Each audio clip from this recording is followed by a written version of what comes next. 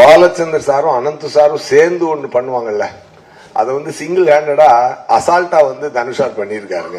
அந்த விஷயம் இது உண்மை. அது ஆக்சுவலா என்னன்னா, அவ்வளோ ஒரு பிரீஸியா, அவ்வளோ ஒரு அட்வான்ஸ்டு ஸ்டோரியை, அப்படி ஒரு இன்னைக்கு இருக்க பசங்களோட மனநிலையையும் அதில் இருக்கக்கூடிய எமோஷன் மிஸ் ஆகாம ரொம்ப பிரமாதமா பண்ணியிருக்காரு சார். அது வந்து எப்படி வந்து ராயனுக்கு அப்புறம் எப்படி இப்படி ஒரு விஷயத்தை அவரால் பண்ண முடிஞ்சுது அப்படின்னு பார்த்தீங்கன்னா, நான் உண்மையாகவே அமேஸ்டு. என்ன சார், நானே கேட்டேன், சார் எப்படி சார் ராயன் முடிச்சுட்டு அதை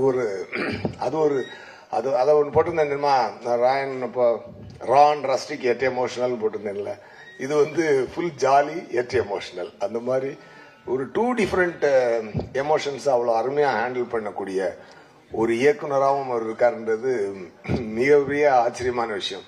அப்புறம் எப்படி இருக்காருன்னு பார்த்தா, அடுத்து கட் பண்ண அடுத்த செட்டுக்கு போனால் இந்த பாஷா வந்து அங்கே போய் மாணிக்கமா எதுவுமே தெரியாத மாதிரி உட்கார்ந்துக்கிட்டு டைரக்டர் சொல்றதை கரெக்டா கேட்டு நடிக்கக்கூடிய ஒரு ஹம்பிள் ஆக்டரும் கூட. There are lot of things to learn from him.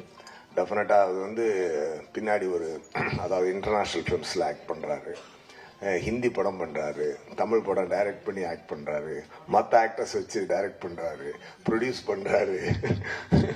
இதெல்லாம் ரொம்ப அசால்ட்டா பண்றாரு. இதெல்லாம் டெஃபினட்டா இன்னைக்கு தனுஷார் இங்க வர முடியல, பட் இருந்தாலும் ஹேட்ஸ் ஆஃப் தனுஷார், ஆல் தி வெரி பெஸ்ட்.